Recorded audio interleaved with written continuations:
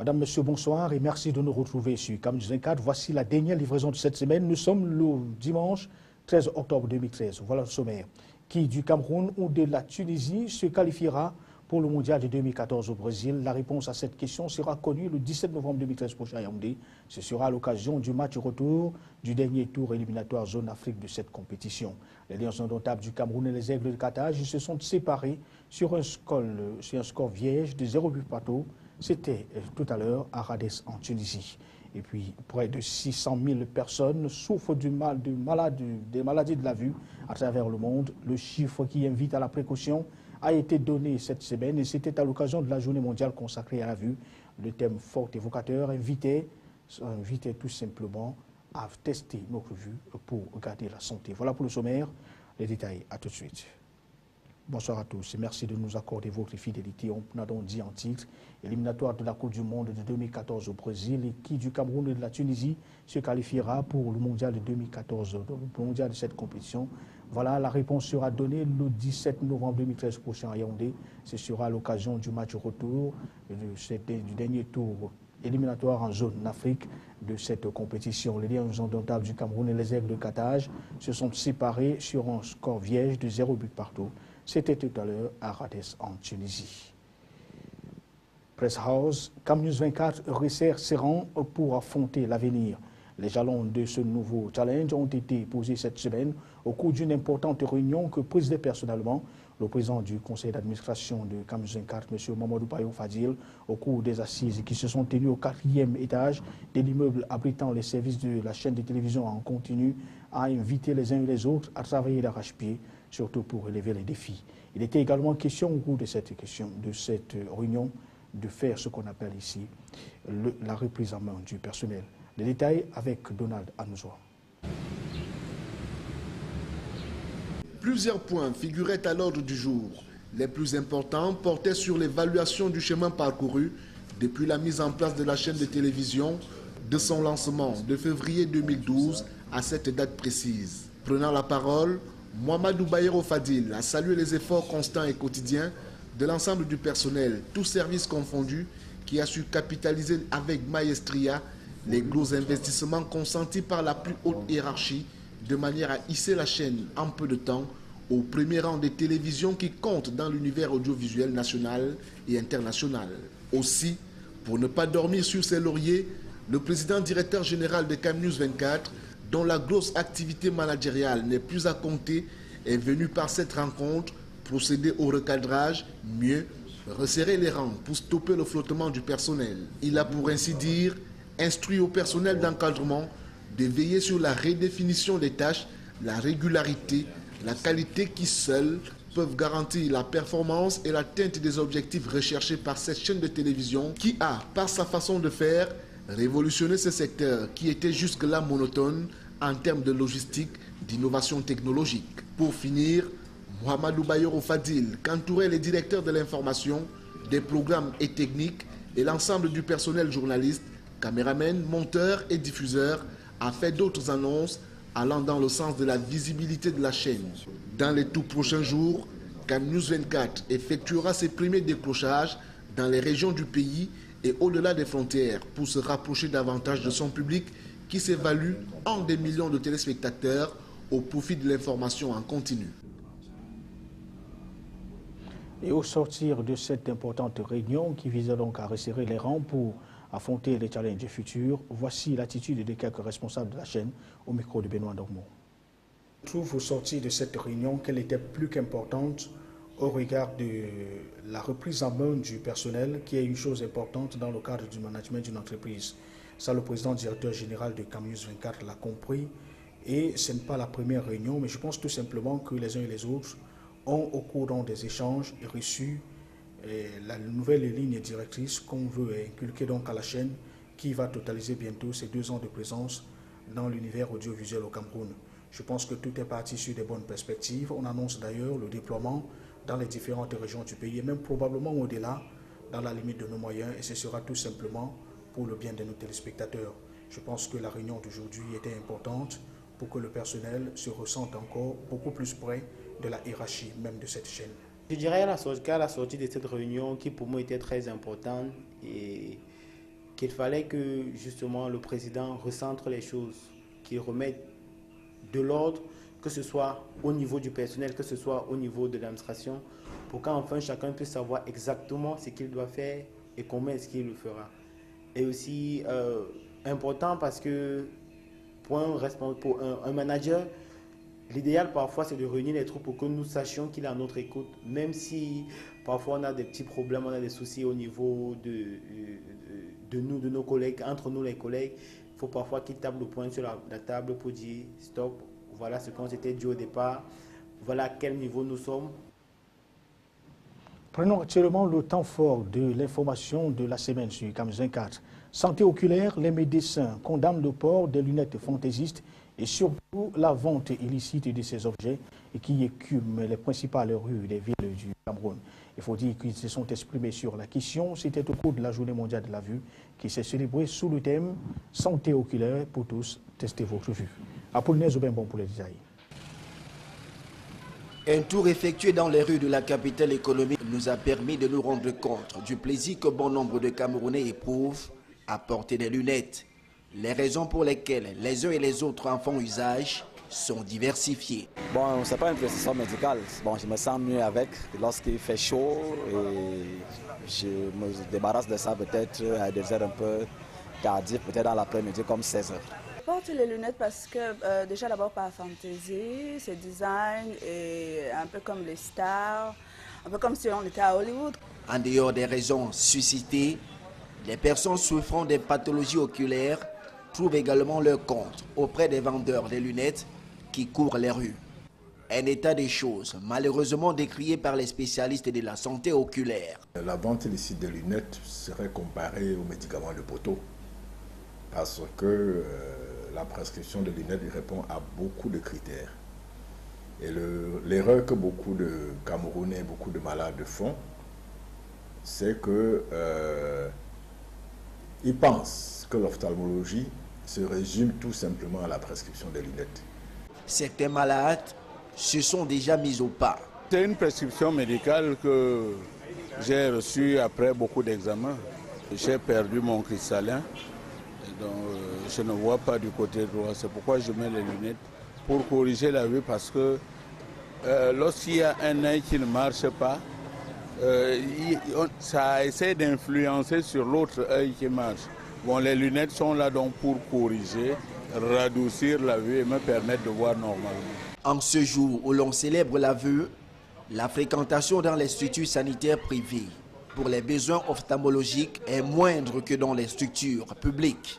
Mais les pathologies qui continuent à faire des ravages dans le département du Vouré en particulier sont bien connues. Les pathologies les plus fréquemment rencontrées sont la cataracte, les vices de réfraction, et de plus en plus vous avez les diabétiques et les hypertendus dans la société, et ce sont des pathologies qui ont des répercussions au niveau oculaire, notamment la rétinopathie diabétique, la rétinopathie hypertensive, il y a le glaucome.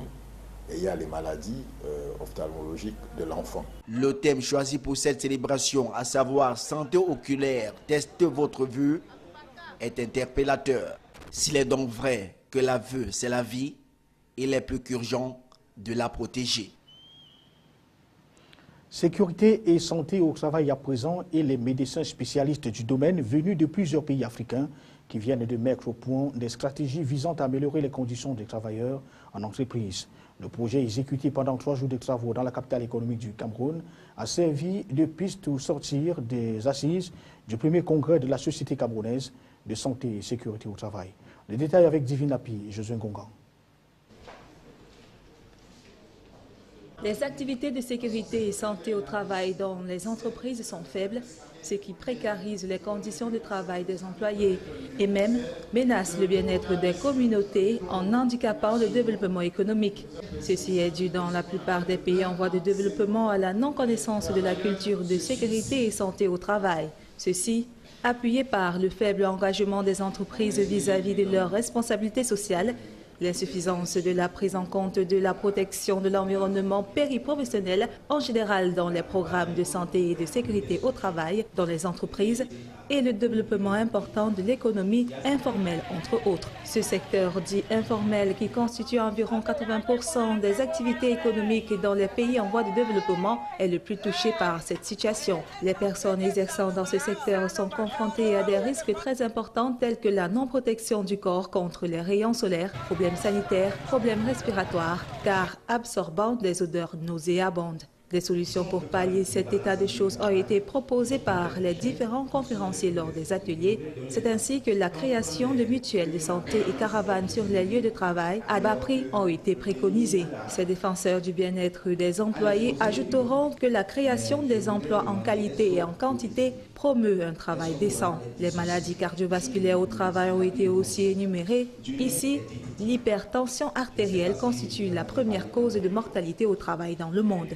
Ces thèmes et sous-thèmes ont été débattus pendant 3 jours dans la capitale économique afin d'encourager la prise en compte de la démarche PPDD dans l'élaboration et la mise en œuvre des politiques et programmes de sécurité et santé au travail dans les pays en voie de développement en général, au Cameroun en particulier. Parlons cette fois de la santé avec ce nouveau souffle pour les formations sanitaires du pays, puisqu'elles vont recevoir bientôt 173 médecins qui ont pris leur parchemin après 7 années d'études à la faculté des sciences et sciences biomédicales de l'université de Yaoundé 1.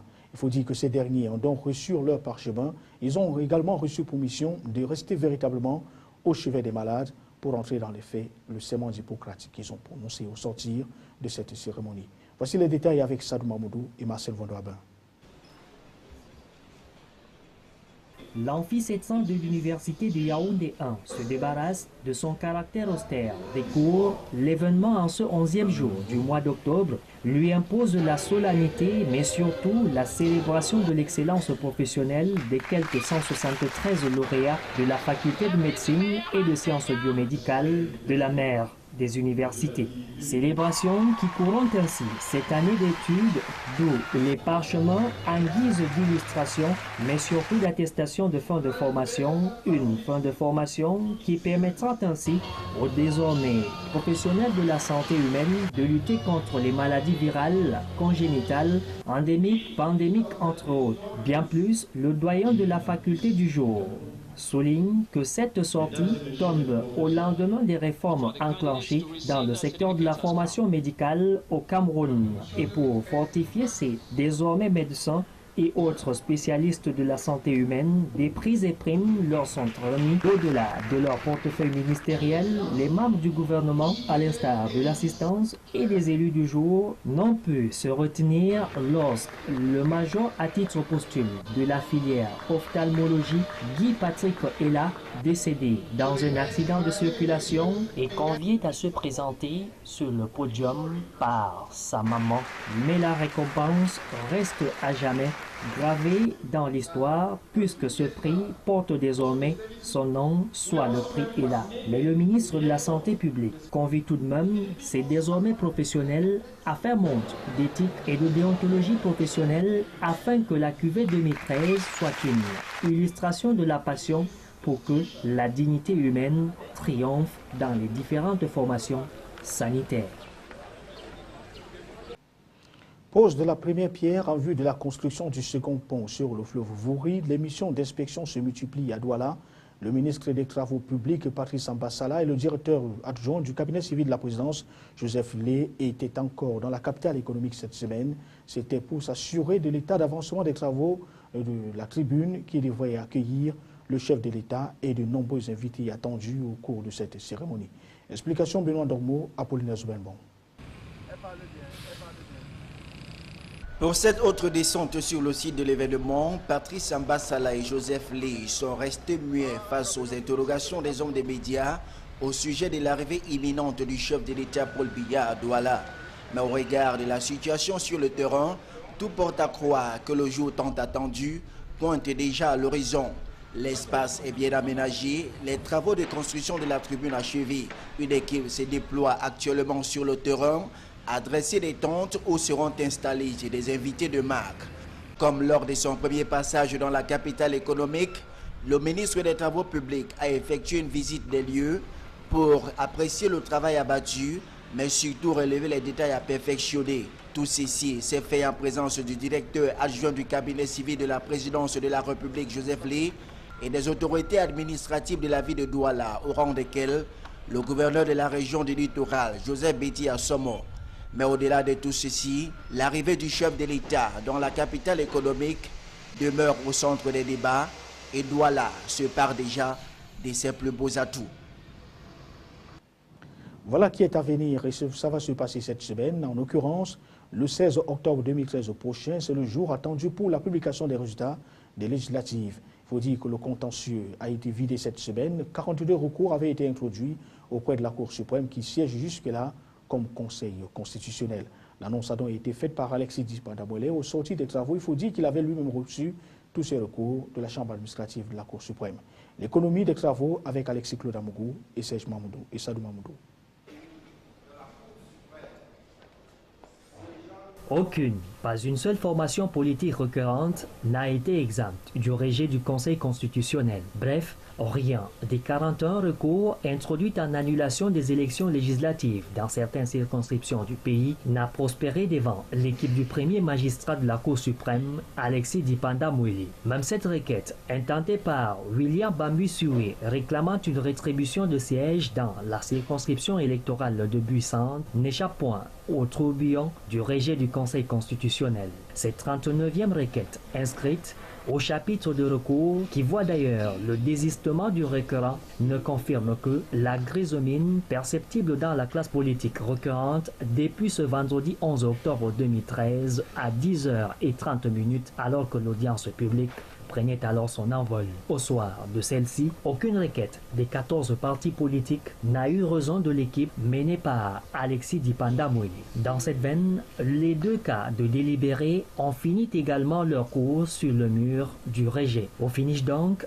désistement et fin de non-recevoir. Pour faute de preuves, les formations politiques se sont heurtées à l'article 49 de la loi 2004 portant organisation et fonctionnement de la Cour suprême siégeant comme Conseil constitutionnel. Une loi qui dispose en prime le listing des ou du vainqueur, mais avec la nouvelle loi en la matière, cette disposition échoit désormais au seul Conseil constitutionnel. Très attendu donc, l'audience de ce jeudi 17 octobre 2013 à 10h30, une audience qui va ainsi permettre à la Cour suprême, siégeant comme Conseil constitutionnel, de procéder à la proclamation des résultats des législatives du 30 septembre 2013. Des résultats qui donneront donc forme à la configuration de la Chambre basse du Parlement camerounais, désormais bicamérale pour la 9e législature. Parlons de toute autre chose à présent, notamment avec le programme d'amélioration de la production agricole qui étend ses activités dans la région du Nord.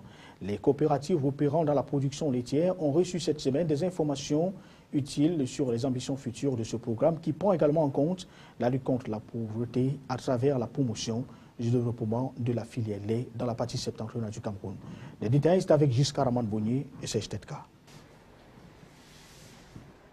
Face aux leaders des organisations paysannes spécialisées dans la filière lait, qui sont les principaux acteurs de la prochaine installation des usines pour ce programme dans les régions septentrionales, Amidou Issoufa, superviseur régional du programme PAPA ADFL, a indiqué le souci qui est aujourd'hui celui des producteurs de lait. En fonction depuis 2 ans maintenant, le programme se fixe pour but de décrocher le financement de l'Union européenne. Ceci afin de permettre à ces acteurs de la filière laitière de vivre de leur métier. Ce qui concerne la rencontre d'aujourd'hui, que la mini-laiterie qui sera construite à Garoua doit être attribuée à une coopérative, qu'elle soit simplifiée ou avec AG. Les projets portés à la connaissance de tous ont suscité l'engouement des participants qui ont salué l'initiative. Celle qui permettra dans tous les prochains jours que Garoua dans le nord, Menganga dans la Damawa et Maroua dans l'extrême nord deviennent de véritables centres de production de lait dans le septentrion. Bien, c'était donc un reportage de Giscard Amand-Bonnier, point récit de Clarisse Kondjok. Parlons de toute autre chose, et notamment en religion, avec les musulmans de la ville de Bafoussam qui s'apprêtent à célébrer la fête du mouton entre achat de billets et confection des vêtements, embellissement des mosquées, et rien n'est laissé pour une fête plutôt réussie le mardi 15 octobre. Les détails avec Mme Gosso, Pierre Giague et Bintou Akoum. À 24 heures de la célébration de la fête du sacrifice, les fidèles musulmans de la ville de Bafoussam sont en plein dans les préparatifs. La circonstance offre aux vendeurs de moutons le prétexte de belles affaires. Ça passe parce que il y a là tout ce que l'année qui vient là, je vais acheter les moutons pour 100 000, je vais acheter les moutons pour 200 000, je vais acheter les moutons pour 50 000, je vais acheter les moutons pour 30 000. Chacun a son prix et chacun a son qualité qu'il veut acheter. Donc le marché ça passe bien, pas de problème. En préparation depuis un an, le moment est venu de s'offrir un, voire plus d'un bélier en fonction du poids de son porte-monnaie. Chacun va préparer avant le temps. Il achète ce qui a son moyen. Il peut acheter pour 100 000, pour 200 000, même plus. Même moyen, chacun a sa volonté d'acheter. Pour cette fête, le vêtement n'est pas épargné. Pour être bien vêtu, l'on fréquente des couturiers aux fins de confectionner des tenues pour la famille. Ici, le mouvement de la pédale a pris du volume. Très acculé, mais pas comme le mois dernier, comme pour la fête de la Ramadan. Nous sommes dans notre travail ici, ça essaie de nous passer. On essaie de faire tout le possible. Ce jour-là, le sacrifice va forcément succéder à la prière. À la mosquée, l'on passe la dernière main à l'assainissement et à l'hygiène sous le regard attentif de l'imam de la mosquée centrale de Bafoussam. Chaque père de famille va chercher à avoir quand même son offrande, ce qu'il va sacrifier ces jours de la fête. Donc vraiment c'est ça qui est très très important à ce moment-là. Les yeux tournés vers le 15 octobre, les uns et les autres n'attendent plus que le jour J. À l'étranger, dans cette édition des formations et élections avec le second tour de la cantonale partielle des Brignoles qui connaît une participation en hausse, toujours dans le domaine de la politique en France, c'est des primaires socialistes qui se tiennent dans 5 villes de Marseille en vue des municipales de 2014. Pendant ce temps, c'est plutôt la tristesse en Inde, une bousculade en marge d'une fête religieuse fait au moins 91 morts. Le résumé de l'actualité internationale, c'est avec la rédaction de C24, avec la voix de Serge Tetka. Élection cantonale test à Brignoles avec une forte participation au deuxième tour, un vote très suivi par les différents candidats. La représentante de l'UMP face à celui du Front National, crédité d'un score de 40% obtenu au premier tour. À cette occasion, Marine Le Pen réclame le poste de parti leader de France. 6 prétendant une seule place, la mairie de Marseille est très convoitée, très courtisée dans l'élection prévue en mars.